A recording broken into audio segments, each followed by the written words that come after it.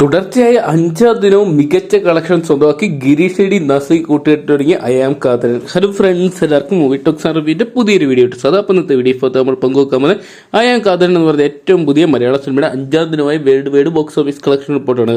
Video ആദ്യമായിട്ട് കാണുന്ന സുഹൃത്തുക്കാണെങ്കിൽ പുത്തൻ പുതിയ സിനിമാ വിശേഷങ്ങൾക്ക് OTT അപ്ഡേറ്റ്സുകൾക്കുമായിട്ട് ഇപ്പോൾ തന്നെ ചാനൽ സബ്സ്ക്രൈബ് ചെയ്ത് നോക്കുക. പ്രൈമറി എന്ന് പറയുന്ന ബ്ലോക്ക് ബസ്റ്റർ സിനിമയ്ക്ക് ശേഷം ഗിരീഷ് ഷെഡിയുടെ ഡയറക്ഷനിൽ നസ്ലിൻ നായകനായിട്ട് എത്തിച്ചു തുടങ്ങുന്നു അയാം കാതരൻ എന്ന് പറയുന്ന സിനിമ.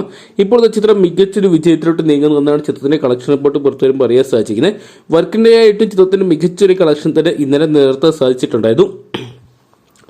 ആദ്യ 4 ദിവസം കൊണ്ട് തന്നെ വേൾഡ് വൈഡ് ബോക്സ് ഓഫീസ് നേട്ടം ഏകദേശം 4 കോടിക്ക് അടുത്ത് കളക്ഷൻ സ്വന്തമാക്കിയ ചിത്രമായിരുന്നു അയാം കാതരൻ എന്ന് പറയുന്ന സിനിമ. ഇപ്പോഴത്തെ ചിത്രം 5-ാം ദിനത്തിലോട്ട് കിടന്നപ്പോൾ ഏകദേശം 27 ലക്ഷം രൂപയ്ക്ക് മുകളിൽ കേരള ബോക്സ് ഓഫീസിനായിട്ട് സ്വന്തമാക്കിയിട്ടുണ്ട്.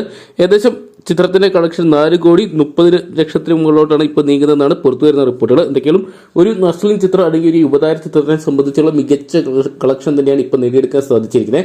കാരണം ആസിഫ് അലി, കുഞ്ചാക്കോവൻ, ജയസൂര്യ തുടങ്ങിയ താരങ്ങൾക്ക് പോലും ചില സമയത്ത് ഈ ഒരു നേട്ടം സ്വന്തമാക്കാൻ സാധിക്കുന്നില്ല.